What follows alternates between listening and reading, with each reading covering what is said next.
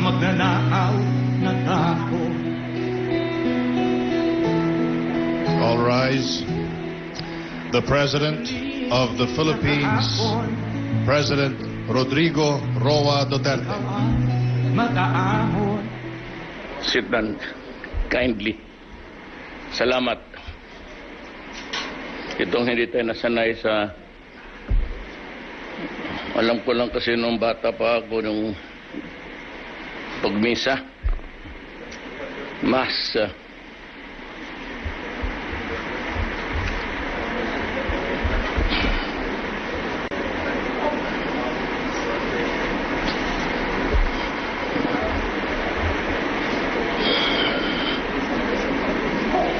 ready with your questions, Regalado, and all colleagues in government, ladies and gentlemen. I am glad to be back from my first APEC Economic Leaders Meeting in Lima, Peru. The trip was long, but the presence and participation of the Philippines was an economic necessity. Together with the economic leaders, we reviewed the progress made by APEC in achieving the organization's goals. While trade has helped spur growth, there was a keen awareness that free trade must benefit not only the big businesses.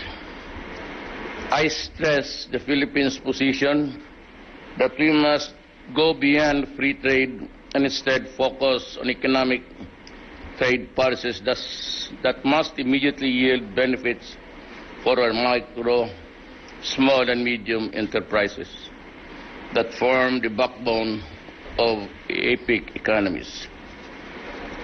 To make our MSMEs grow from local actors to global players, we must provide a supportive policy framework to ensure an economic environment for all businesses to thrive. We will work hard to make sure that economic growth will be felt by all. In various meetings during the entire Economic Leaders Week, the Philippine delegation presented and spelled out in detail our priority areas for economic cooperation and investments. We explored opportunities that will open up avenues for sharing knowledge and expertise, forge linkages, and learn best practices. We may be able to replicate that experience in the management of the SSS funds for our pensioners to derive more benefits from the fund with greater financial stability, security, and growth. In the area of communications, we are finalizing our plans to open up information and communications technology industry to new players in order to promote competitiveness and improve quality of service. Putulin ko muna ang basa ko dito sa ano ko. I think the only way to make this country move faster to benefit the poor is really to open up communications, the airwaves, and the entire energy sector. My decision now is, this moment is, bubuksan ko ang Pilipinas. Or else, you can count by your fingers about in one hand the power players of this country. I would not say that they are the elite because it would connotate another connotation. But I would say that in the light of what happened, meron dito yung sa corruption, unahin ko na lang. Because I told them all, the only way for deliverance of this country is to remove it from the clutches of the people who hold the power and money. If I can survive the next phase of that area of governance. Pag hindi ako, well, I don't know, but I'd like just to send this strong message to, it's about time that we share the money of the entire country. And to move faster, make competition open to all. Kasi pagka ganito, with the corrupt government and with the limited area to move, you will stymie competition and we will always be at the mercy of the corrupt people in this planet. We do not monopolize government corruption. That problem is shared by the whole of the international arena. But I would like not to wait for the others. Buksan ko na ang Pilipinas para wala nang. And maybe reroute the entire red tape. Kung gusto ko na lang siguro sa opisina na lang kayo magbigay ng application, ako na magdala doon sa respective departments at ako na ang kukuha doon mismo sa resulta. Otherwise, wala tayong pahinga nito. And I would say, kung ganun lang naman, in this, meron ako dito ang kunti, I'd rather resign and give it to the others. We are now also looking into regulatory requirements and institutional arrangements to hasten the entry of new players in the power industry and energy sector. The Philippines acknowledges the significant role of more vibrant telecommunication and power industries to be able to participate in the global market with a competitive edge. Recognizing the importance of law enforcement, creating and enabling a safe and secure business environment, we are also committed to enhance the capability of our police force. At present, our transaction to purchase assault rifles from the U.S. is put under review following the expressed opinion of a member of the U.S. Senate. And we explore other potential transactions which offer better deals and more advantageous terms. These planned collaborative undertakings are among our positive engagements with economic partners in APEC. At the sidelines of the leaders' meeting, I met with Chinese President Xi Jinping and Russian President Vladimir Putin. We discussed ways to broadening and intensifying economic aid. We didn't talk about military, and I welcome the invitation of President Putin to visit Russia and have directed the Secretary of Foreign Affairs and of the Defense to undertake an advance visit soonest to firm up a substantive agenda with Moscow. Ang totoo talaga niyan, hindi mo kapunta nga because I cannot stand cold. China in turn has agreed to ramp the implementation of economic agreements made during my visit to Beijing.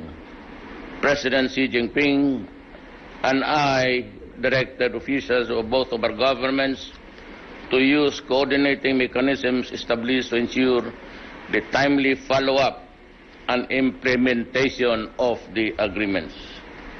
In my engagement with foreign and business leaders, I also made it clear that the Philippines is now introducing economic and fiscal reforms as part of our needed approach to make it the world's top investment destination of choice.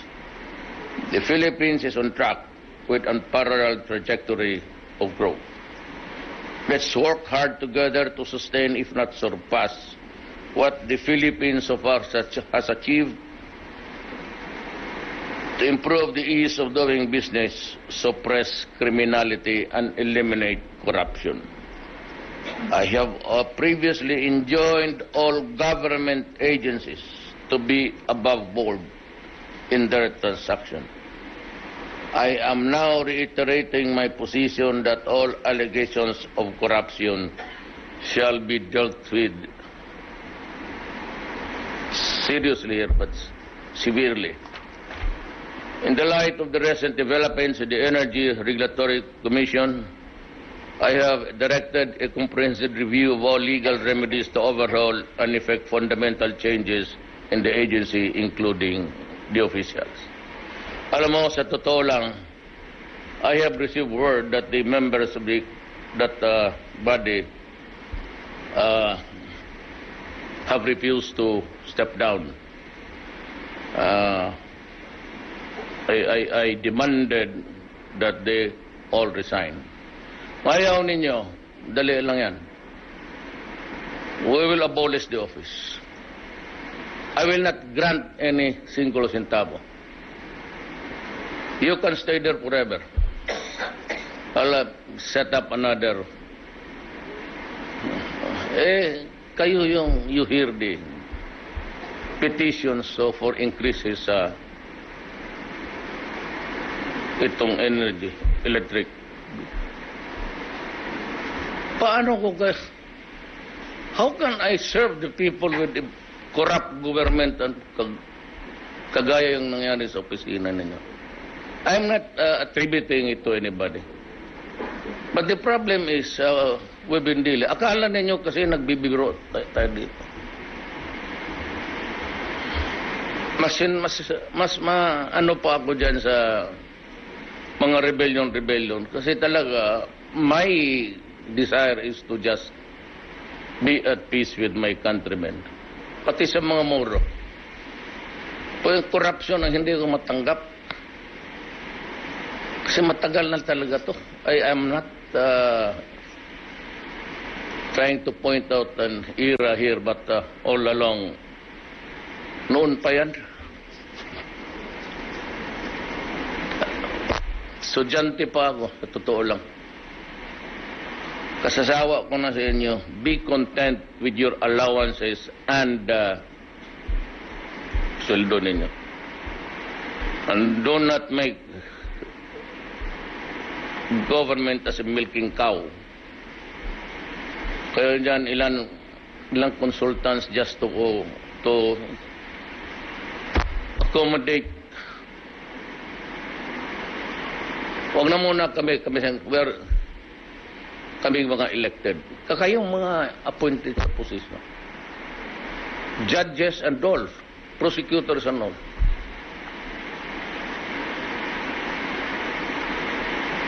At pati yung hindi na nagsawa.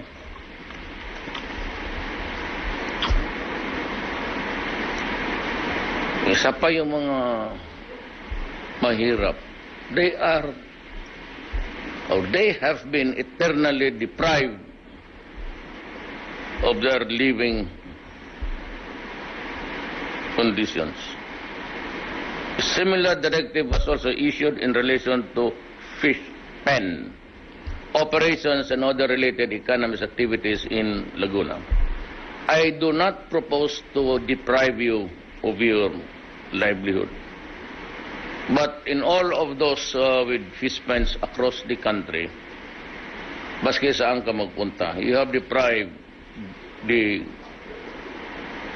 man with the paddle and the bangka of their even pagkain. Huwag na muna yung data to make even a livelihood. Yung pagkain na lang. Itong fish pens, marami ito. Mga gobernador, mga mayor, mga barangay captains, military, police, retired or on active duty, lahat.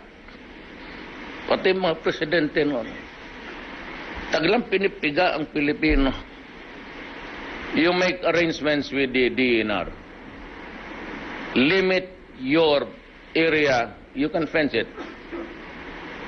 But you have to give the bigger share to the so many fishes folk.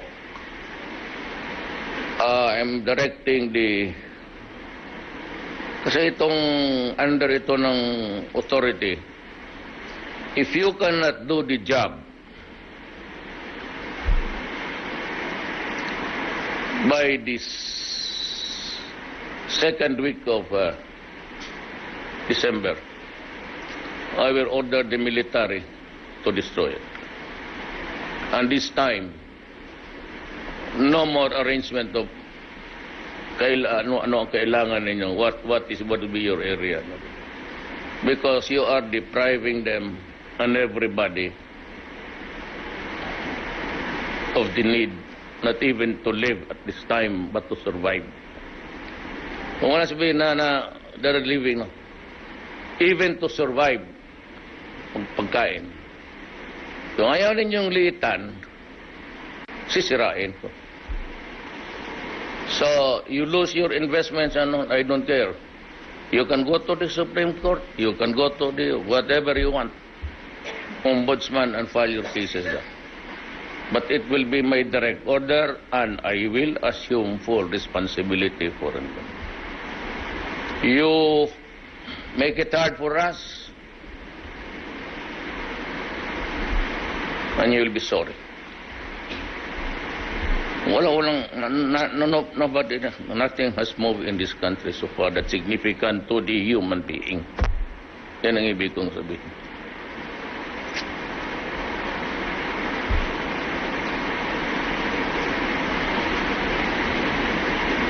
While I was in Lima, I also understand that there were plans to greet my return with protest over the burial of President Ferdinand Marcos at the libingan ng mga bayani.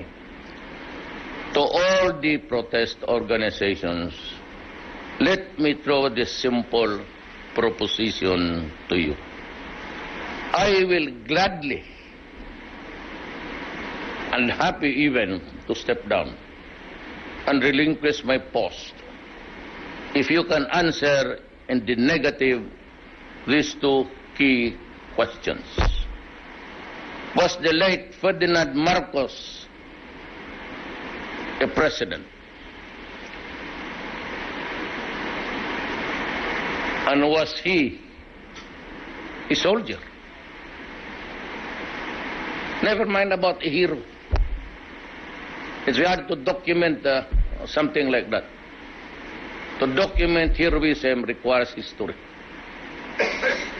Hindi madali yan. Pwede, yan lang.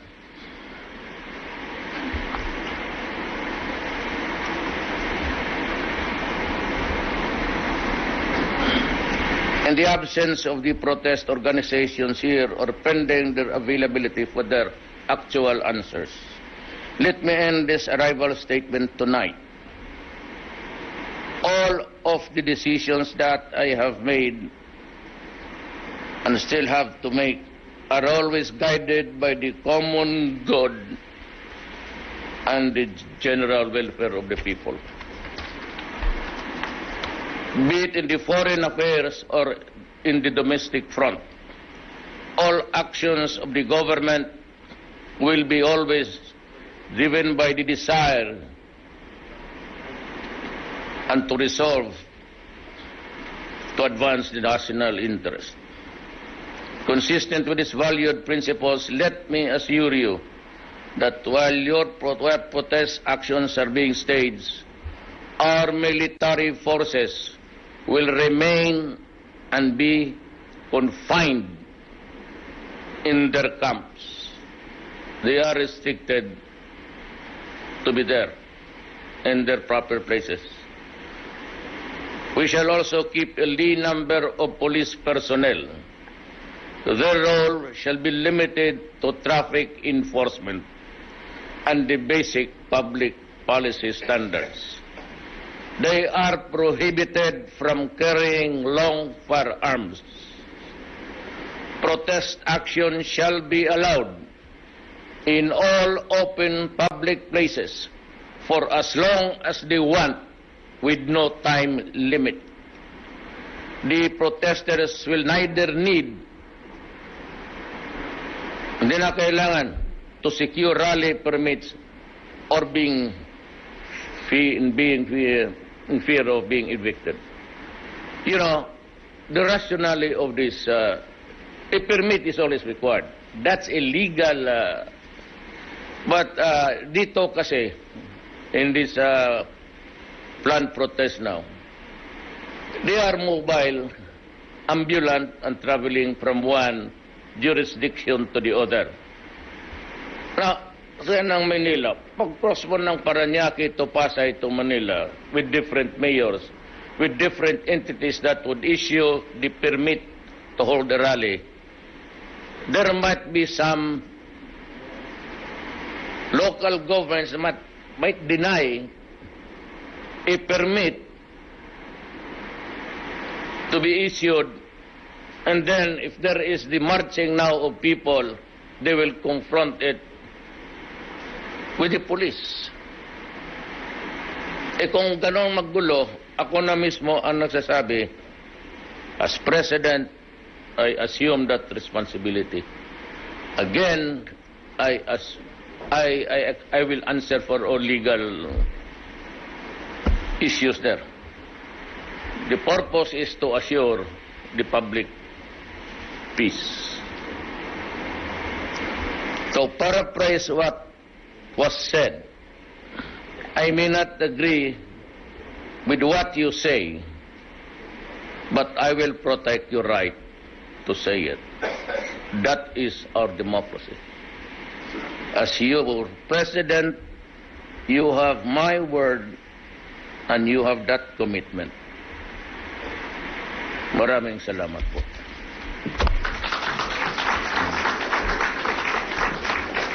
Questions, time. Let's have the question hour.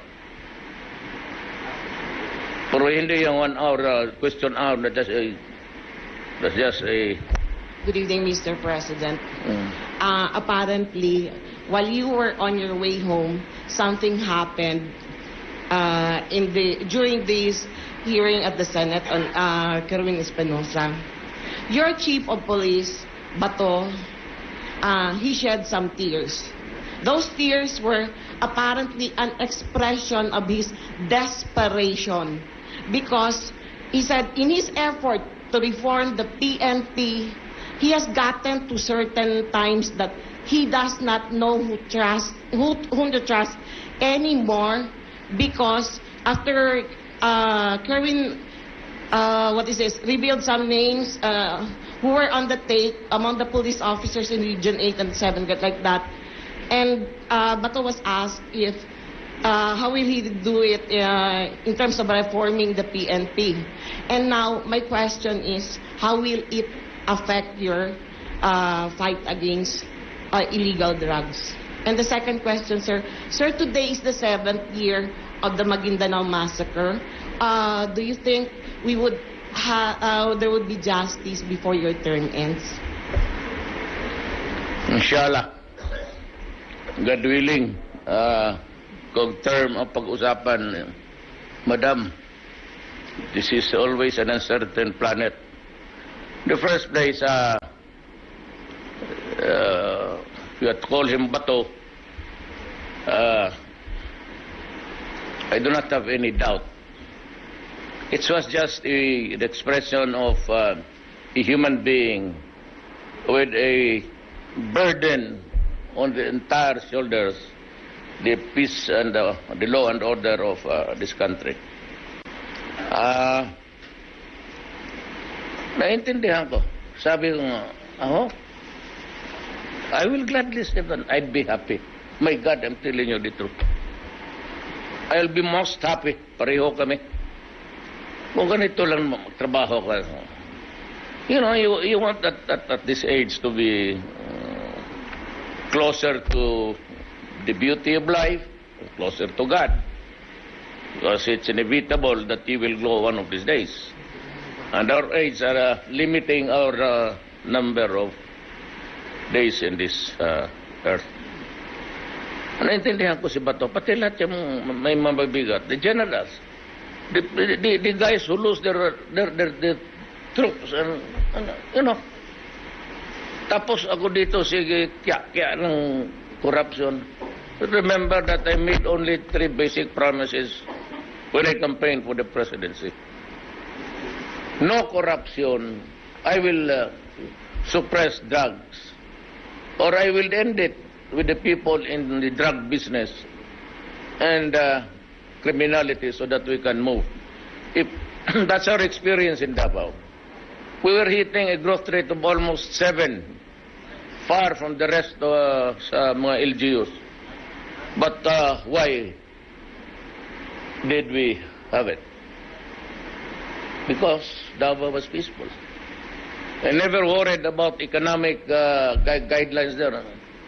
Sinabi ko, gawain ko lang itong ating syudad peaceful and the investments will come. And I said, I never pretended to be an economist, but I said I campaigned because I was a lawyer and I understood what it means to be in a peaceful place. Yes, sir. Sir, but Bato was also quick to point out, he said categorically that he will never leave you in your fight against illegal drugs. You know, Bato has nothing to worry. As I have said to the military and the police, in obedience to that order against crime and the drugs, if I find out that you are not at fault at first instance, I will give you the guarantee that you will be protected. Hindi yung mga scalawags, hindi yung mga misfits. But an average soldier or a policeman or in government should have this presidential protection of money. If it is done in accordance with the rules of the law, then you have nothing to worry. Go ahead. Ako pa tuloy yung magalit kung wala kang gawin. So it's a feeling of, in many times in front of the military and the cabinet members, I have expressed an exasperation, and it is no secret that I told them, kung ito lang man kagulo. But the problem is, first, I have to do my duty. So, I was elected to serve for a specific term. I hope to arrive there. I ask myself about my country. Kung pag-usap ko na kasi ang bayan, ibang istorya na yan. Pero in my moments of ikaw na ngayon nagtatrabaho at they call you kung ano-anong pa pinagsasabi. you just prove to me that ito ngayon, this will be a golden opportunity for not really against the protest because they will have my protection also. Pero I step down, nakangiti. Just answer those basic questions. I have to decide one way or the other. I cannot decide it in favor of the sentiments. Hindi few. Marami yan. But the problem is, you are asking me to violate the law.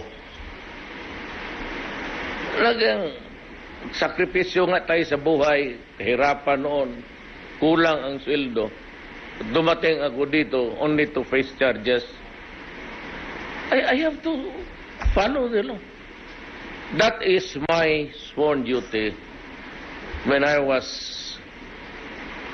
and to protect and adhere to the Constitution. Kaya tanungan ko nga ito lang dalawa. Was Marcos a soldier? Because if he was not, he does not deserve to be there. Was Marcos a president? If he was not, then he should not be there. Was Marcos a coward during the war? That is not my business. We cannot. Was a hero? Hindi ko rin yan. It's there already. Is there an evidence of his being a hero? Yes. Why? The Valor Medal.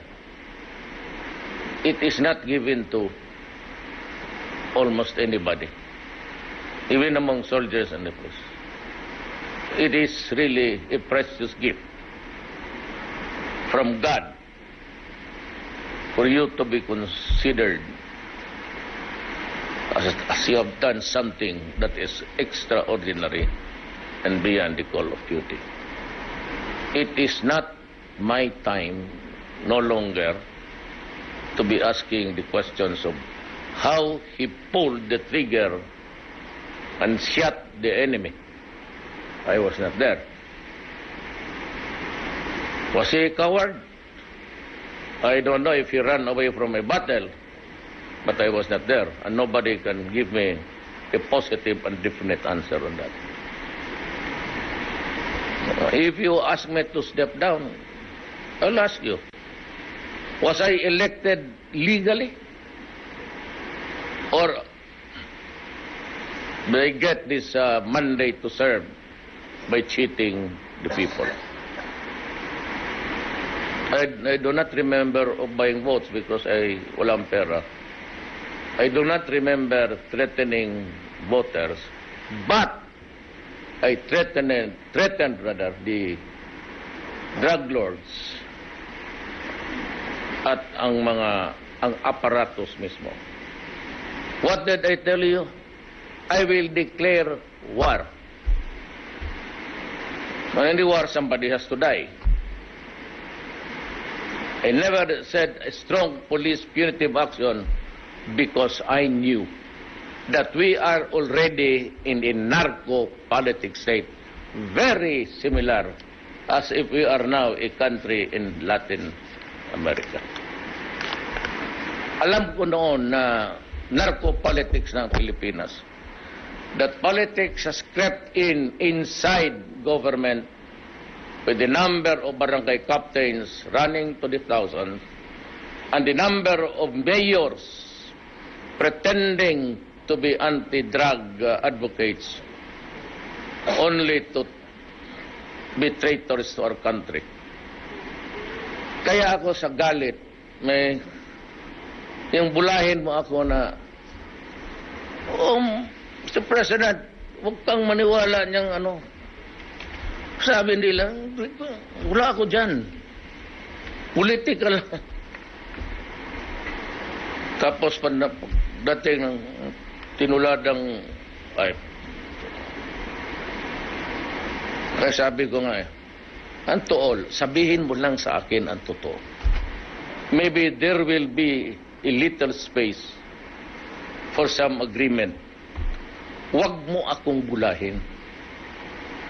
Pupunta-punta ka doon sa Malacanang tapos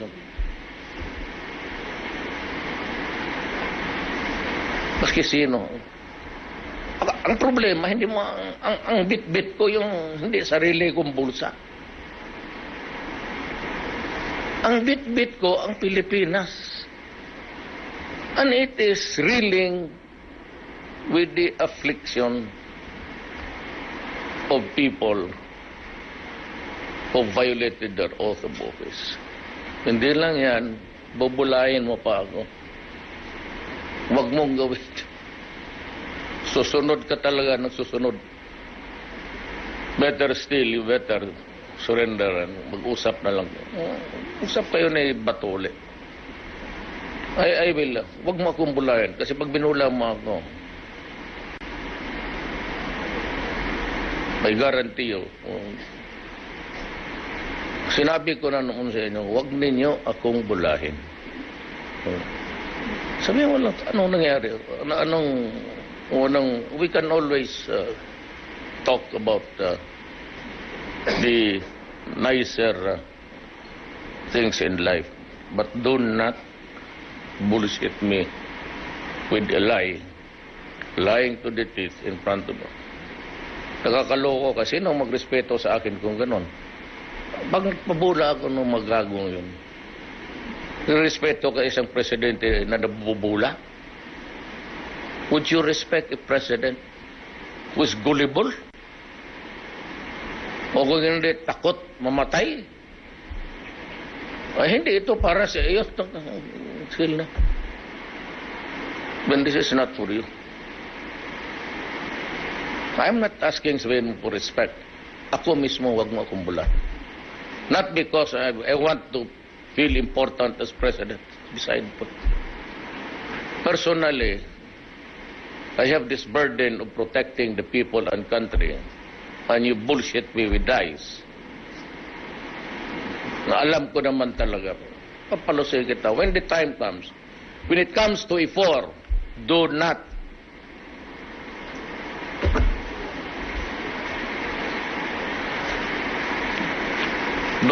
expect something nice. Yes. Good evening, sir. Welcome back. I'm Yes, Ina ma'am. from CNN Philippines. Sir, maliban po doon sa pag-protesta sa paglilibing at alibingan ng mga bayani, the protesters have a number of sentiments they want to air. Among them, sir, how do you respond to their call on you to stop what they're saying is an effort for the Marcoses, to get the Marcoses back in Malacanang? How do you respond to that, sir? I am not doing anything to put the Marcoses back. I never said it and I will not. Yung election, sabi ko, baka maparid. But after election time, kung mamatay ko, I said it in Ilocos. You know, they are there putting me to stop of some unall statements that I made. I'm airing a freedom of expression right.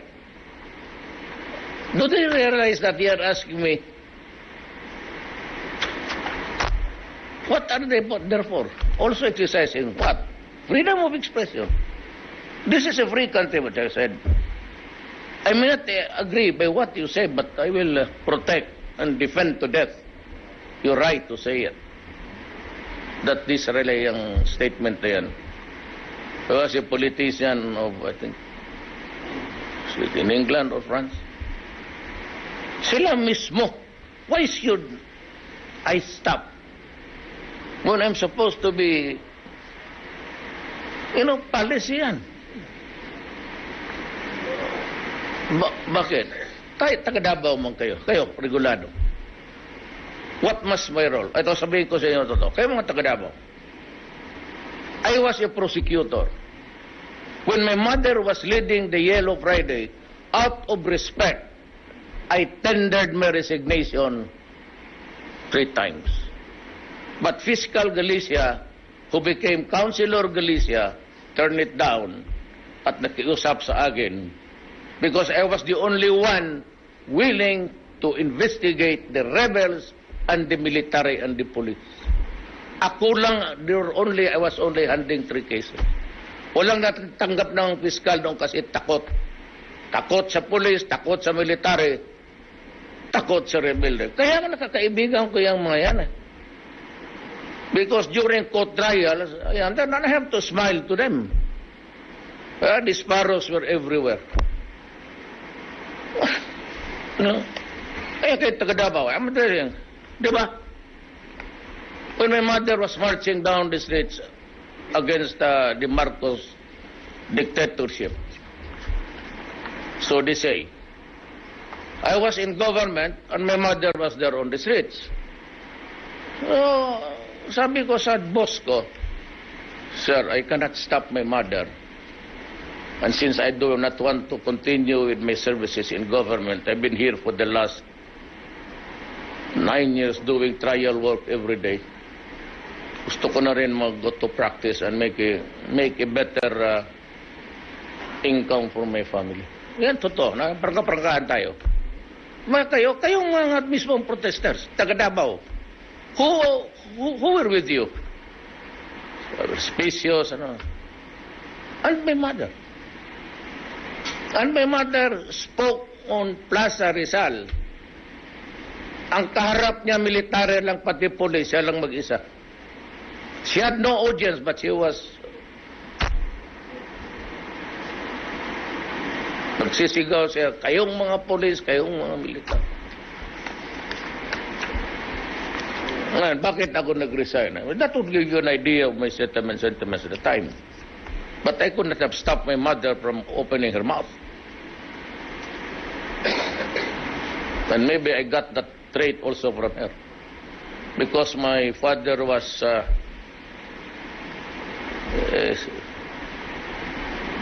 very strange guy, was all quiet. I could even count the sentences of his lifetime when I was with him.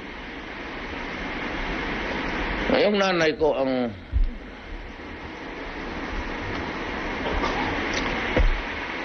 Sir, last from me. This is about your fight against corruption. Do you have any directives to the PCGG about the pursuit of alleged remaining hidden wealth of the Marcos family? No, I will expand it. What I say is that the PCGG is limited to yung Marcos wealth.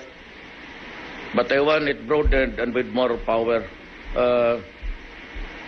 Ito sila, pag hindi ito mag-resign, I will conduct my own audit. At ididemanda ko talaga ito lahat in court. I will see to it that they will be. Pagka-plunder, then be sure. Be sure that I will make it definite that you go to jail with no bail. Ayaw ninyo kayo mga corrupt, sige. Pag nahawakan kayo mga dokumento, paano, how can the people be comfortable with you? Yung mga rates ninyo, that's why you are called quasi. That's why you have fixed terms. Because you are to hear cases about the increase of electricity and all. And here you are, wallowing into corruption with so many. Bakit? Ang konsulta sa inyo. Eh putak, pag wala kang utak, umalis ka dyan. Why do you have some... sayang yung consultant dito, consult mo. What? Sayang. Where's your brain? Kaya nilagay ka dyan, kaya marunong ka mag-isip. Ubusin niyo yung pera ng, I will review all government corporations. Mabuton dito. Boom. I will limit your ability to acquire consultants. Para just to milk the government. Karami kong kailangan sa mga national defense and all. I have to buy these rifles and everything. I want to increase our assets in the air and sea. Those are to the interest of the Republic of the Philippines. Tapos magsayang kayo ng I will review how many. Maybe I will prohibit everybody from getting consultants. Gano'n na lang. Ipaputol mo na lang yan. Bungkat. Moro will save millions every month. Bullshit itong yawa.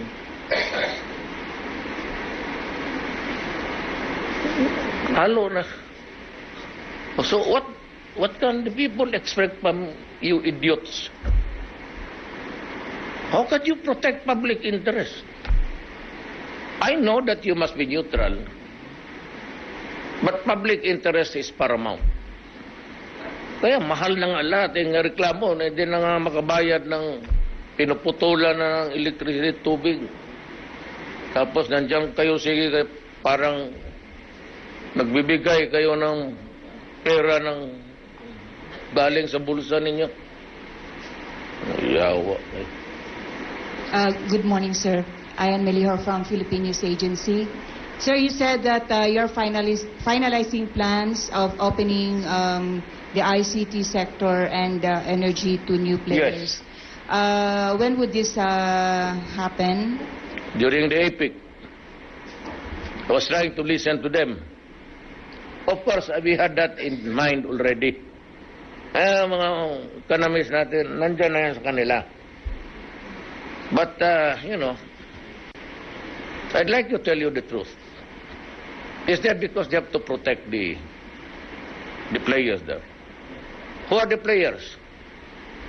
Multi-billions ang pangalan nila. Multi is the first name, billion is the last name. So bakit ako magdadalawang isip? And I do not owe you anything. But precisely, I was avoiding you during the last election. Tabla tayo. Alam ko may iba nagbigay. But, binigay ninyo sa mga campaigners ko, well and good. But I am not trying to destroy you. You have the advantage. You are here already. Be content with that. Okay na yan para sa inyo. But let us open everything para matapos na itong kalbaryo ng Pilipino.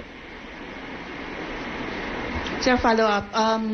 Have you received, did anyone express interest to invest on this sector during your meetings in APEC? Dito? Yeah, to invest here. Magbaha yan dito. China is just, and everybody. Energy is really big money. Yang cellphone na yan. I do not want to have a quarrel with the Ayalas and Pangilinan. The same protection given to all. But I said, it's the Filipinos. Now, kung i-dive ninyo yung presyo ninyo, walang problema. I will forget my statement. I-dive mo lahat yung charges niya. Then it's, sabi kayo, mahal eh. Kaya, then, papasukin ko yung iba, yung magsabi, okay na kami. Maski mura lang. Yes, sir. May I help you? Mr. President, Jonathan Miller from Channel 4 News. There's a lot of talk these days about a new world order, and you have chosen to realign the Philippines with China and with Russia. Is there room within this realignment, do you think, for an America led by Donald Trump? And have you forgiven him for what he said about the Philippines being a terrorist nation? No, it's not really a world order of arms. The world order of violence is economic. You know, as you have noticed now, Korea was pissed off because during the last rebellion, America did nothing to help in even a word or two. Then, the most serious is that they wanted a guy, he's an Islamic preacher, I think, and he's in the States. And they wanted him to be extradited to Turkey. So Turkey got pissed off and said, I will go to Russia and China and would try to join the bloc. And that is only business. I'm sure Turkey is not interested in war. Turkey, I think, is still a member of the NATO. So he cannot be an alliance with another militarily if he has this membership with NATO or NATO. I'm saying is that's why I said I'm redirecting the policy. Usually, even in the past years, when we talk about purchases of arms, it's always the made in America, period. Ships and be down, those given to us were not really given free. They were the most bold vessels, say assets, not needed by America anymore, and were then given to us with a, not really for a song, but for a price. I said it's about time that we redirect our, if the Senate, I forgot, Cardin, does not want to sell rifles with us. Oh, Putin said that you can have, I'll give you buy one and take one. Almost like that. And Trump? Yeah, he said, if you cannot buy arms anywhere, go to me. You buy one, then take one. It's for free. So I get double. Why should I have to belabor the point with Cardin? If it does not want us to be allies, then we'll go to Russia and China. You don't deprive your ally with arms, because your ally has to protect its public and to keep the order internally and to foreign aggression, to repel. Now, if we do not want to sell arms to us on the question of... I just had my figures when I was flying in. I was reading something. The deaths of America was 40. Annual. 40,000. Oh, what is it? And the moment they talk about... that's the vote in the U.S. Congress. What's a popular view? Because there are pressure, as I have said. That State Department has, because of your multiracial population. They have groups there. The LGBT, they go to State Department guys, they go to Liberia and offer aid and assistance. But, they said, come out with the law that would allow same-sex marriages. What's happened? What are the principles that the builders of America, they have lost along the way? Why do you have the Philippines? Do you not even know that the first 2 months of operation, even before the election, there were already a lot of killings? Even before I was elected, there were, look at the records. The first 2 months were not ours. We do not wrap people with plastic tape. There's no need. If you want to kill the drug, just shoot him in the head. Why do you have to carry him from there and there? Those were the purging and the cleansing of, I said, there were a lot of generals there. As a matter of fact, when I came in, I said, I named them publicly. I told them before the elections, leave the service, because if I get to be there, I will name names. So it was a free-for-all. You now realize that there are so many municipal and the city. One died in prison. I don't know. Maybe I'll do a research and give you the answer one of these days. So how do you expect to just say make the to assume rather that it's all killed by people of government, when the mayors themselves were into it? And there are still mayors still there claiming the narco politics game. And I'm warning them again. You might not want it to hear it, but you will not only lose your funds, you will lose your life. Mr. President, just before you go, sir, you did raise earlier the comparison with Latin America and narco-state. The narco-states of Latin America were, as you know, associated with the term death squads too. And in this country, since you became president, in the 5 months since you became president, more people have actually been killed than died during the 9 years of the Marcos dictatorship, which we've also been talking about. I could ask the same question. Why is America losing 40,000 lives, drug-related cases? What makes the Philippines different from America? May I ask you? in terms of drugs. What is my color with the color of America? The With number respect, of sir, people it's not losing death. state-sanctioned in America. It's What? With respect, it is not sanctioned Yes. by the president, sir. Yes, it is not. That is what you say. But who supplied the arms? Who invaded a country, Nicaragua? Was it Nicaragua? Panama. You want to talk about the law? Oh, look what America did.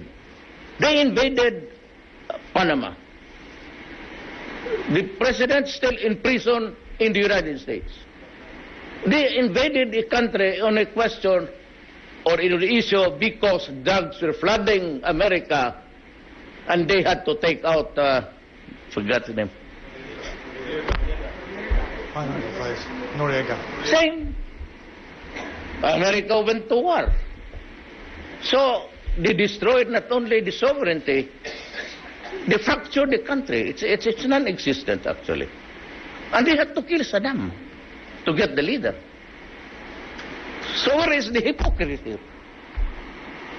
Where is the hypocrisy here? The Iraqis are dying, they are against each other, and because America went inside on a pretext that there were weapons of mass destruction, only to admit to the world. And by the way, why is America not a member of the International Criminal Court? Let me ask you. They are invoking extrajudicial killing,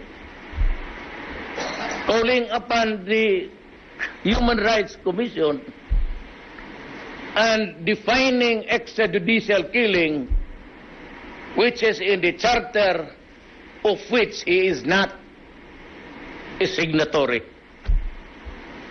Do you know that America is not a member? And yet they threaten leaders and presidents. You do not do that to me. When you are a hypocrite to me, you are a hypocrite. By what standard or language do we use? So, I would say, do not talk about lives, about people, my own citizens. You have destroyed countries and deprived their sovereignty. So, where is the moral basis? Tell me. What is the moral basis of the so many things that America did in the name of human rights?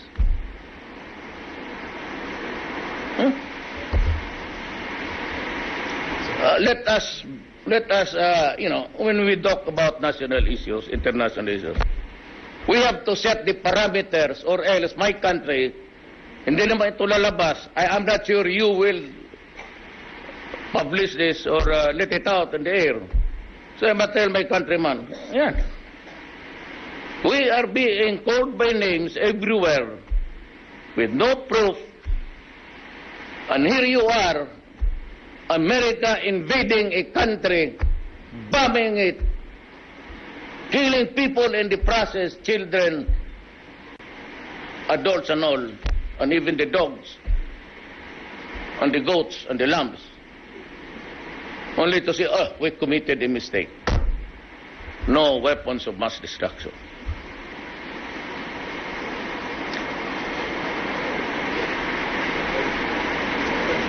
So I call upon now the human rights of America to consider this.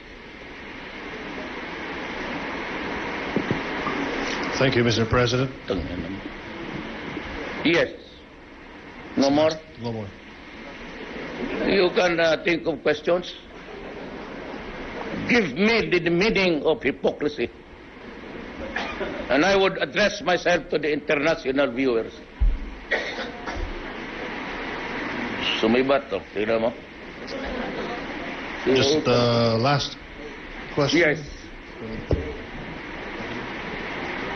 Good evening, Mr. President. I'm Evelyn Quiroz from Manila Bulletin and Balita.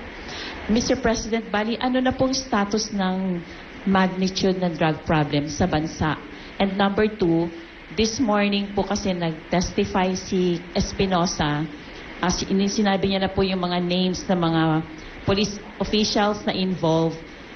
Tapos po, nung tinanong si General Bato kung anong ginawa, kung anong status po, ang sabi lang po niya nasa Camp Crame, naka-floating status. Sa tingin po ba ninyo, sapat na yung floating lang po sila or meron pa po siyang dapat na gawin against these police officials? Ganito yan Pag ako ang drug pusher, drug lord or drug pusher, big time or yung pinakamaliit. Alam mo ma'am, kailangan mo akong hulihin, hawak ko itong. Pag naiwan ko yan, at sisitahin mo ako, at sinabi nung isa na partner kami sa droga, wala ka naman nakuha sa akin. Kaya nga hirap kaya nakaabutan sa ganitong sitwasyon.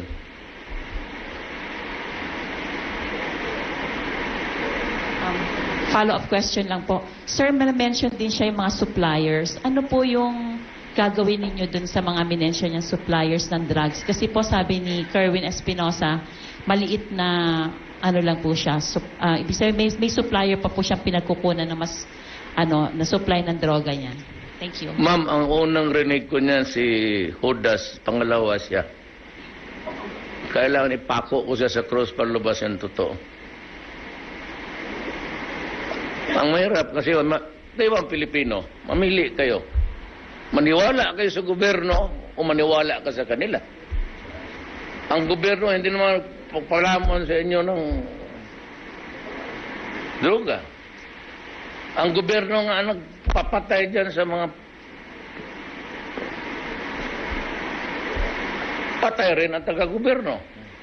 If extrajudicial killing, why am I losing 2-3 policemen every day in this country? Kung extrajudicial killing, diretso yan. Explain to me why there are policemen and military men killed in the drive against drugs.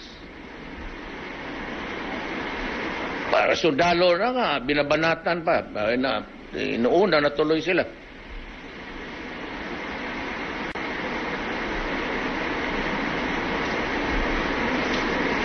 Thank you, Mr. President. Ako sa totoo lang, pag nandiyan kayo sa bukid, alam ko sa bukid meron. Ako hindi ako nagbibiro. Stop it. O hindi, pahulugan ako ng bomba. Well, if America decided to invade Panama and arrested Noriega on drugs, then why can't I bomb you out of this world if you continue doing it? Hindi kayo nakinig because you never listened. I said in this fight against drugs, kaya ko dito buhay ko, pati trabaho ko.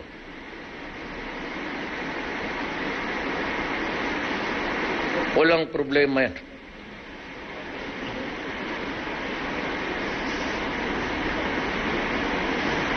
Thank you, Mr. President. That concludes our press conference for today. Good night. Thank you.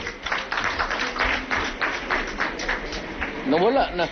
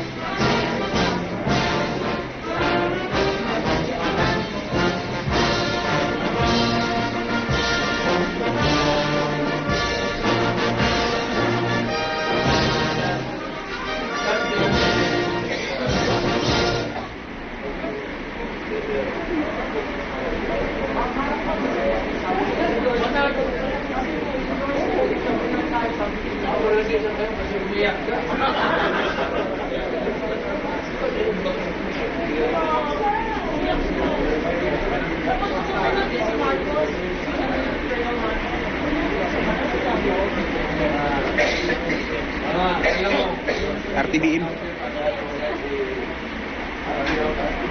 Alam niya yung